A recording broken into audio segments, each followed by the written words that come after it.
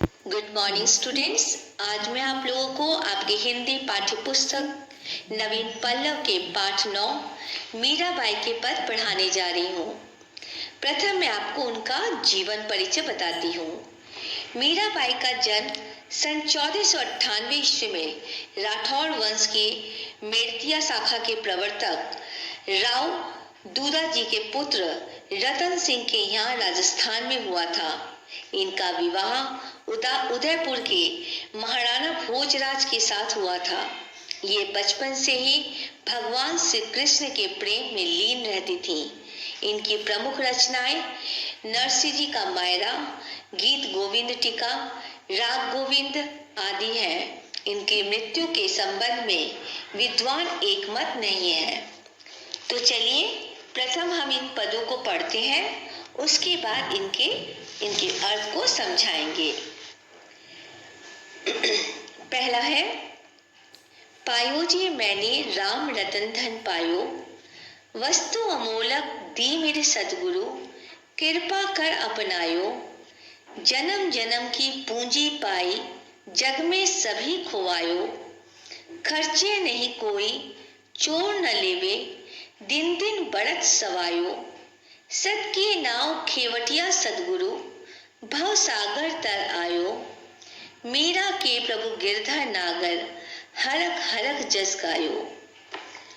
दूसरा पद है, बसो मोरे नैनन में नंदलाल, मोहनी मूरति सांवरी सूरत, नैना बने विशाल, अधर सुधारस मुरली राजत, उर वैजंती माल, क्षुद्र घंटिका कटी तट शोभित, नुपुर सबत रसाल, मीरा प्रभु संतन सुखदाई, भगत बछल गोपाल।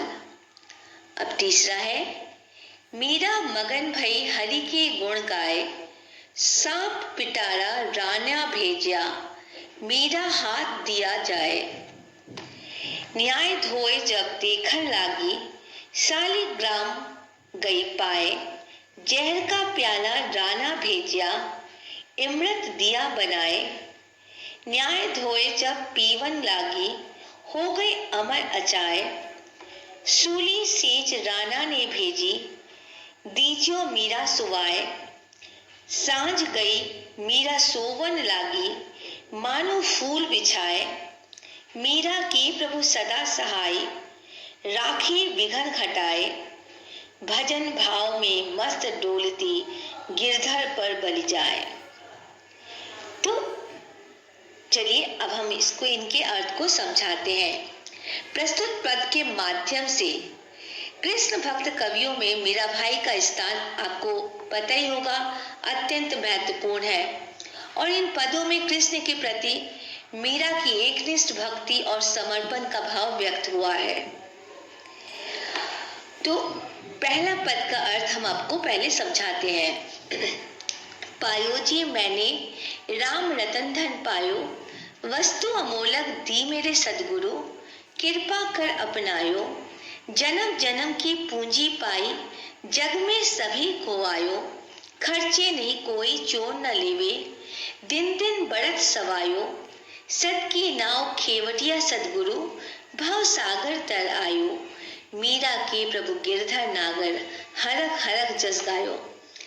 इस पंक्ति के पीछे एक कहानी है बेटा। ओके, पहले इस कहानी को आप समझो।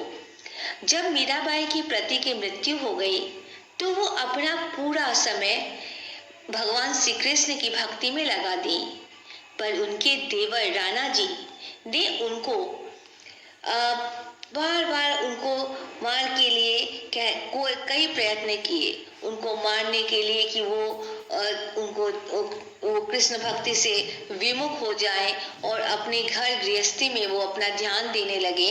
इसके लिए उन्होंने क्या किया, उन्होंने बहुत सारे प्रयास किए। उसके बाद उन्होंने मीराबाई को मारने का भी प्रयास किया, तो कि ईश्वर ने उनकी रक्षा की, पर बार बार उसने प्रयासों में वो विफल रहे, क्योंकि मीराबाई की रक्षा कौन कर रहे थे, भगवान श्री कृष्ण।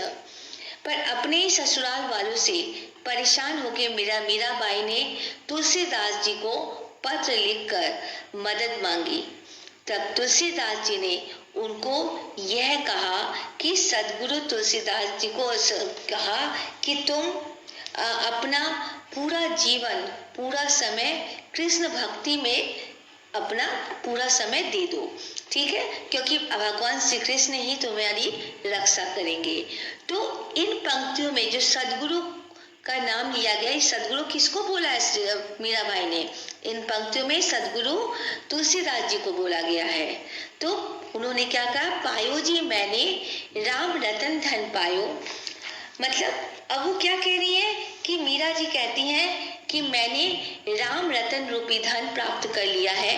यह अमूल्य वस्तु मुझे मेरे सदगुरु ने की कृपा से प्राप्त हुआ है, और यह अमूल्य राम रत्न रूपी धन जो है वो जन्म जन्म जग में जग में अपना सब कुछ खो के मैंने राम रूपी रत्न पा लिया है। खर्चे नहीं कोई चोर न लेवे। ये एक ऐसा धन है जिसे जितना खर्चा करो वो और बढ़ता जाता है। इसे न चोर चोरी कर सकता है, बल्कि ये दिन दिन ये और बढ़ता जा रहा है। सत की नाव खेवटिया सतगुरु भव सागर तर आयो। सत की जो नाव है, सत्य की जो नाव है, जिसके खेवटिया कौन है? सदगुरु है, मेरे गुरु हैं। उन्होंने हम मुझे भव सागर, ये संसार क्या है? ये एक भव सागर है। इस भव सागर रूपी संसार से मुझे तट पर ले आए हैं। मुझे इस भव सागर रूपी संसार से मुझे पार लगा दिए हैं।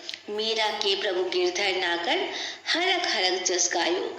जो मीरा के प्रभु हैं, गिरधर हैं, और उनका नाम ले लेके वो यही गा रही हैं कि मैंने तो भगवान कृष्ण के मैंने तो भगवान का एक अमूल्य रूपी, उनके भक्ति रूपी एक अमूल्य रूपी धन जो है वो मुझे प्राप्त हो गया है। तो चलिए आज के लिए इतना है। कल मैं आपको आखिर के 2 पदों के अर्थ समझाऊंगी। धन्यवाद।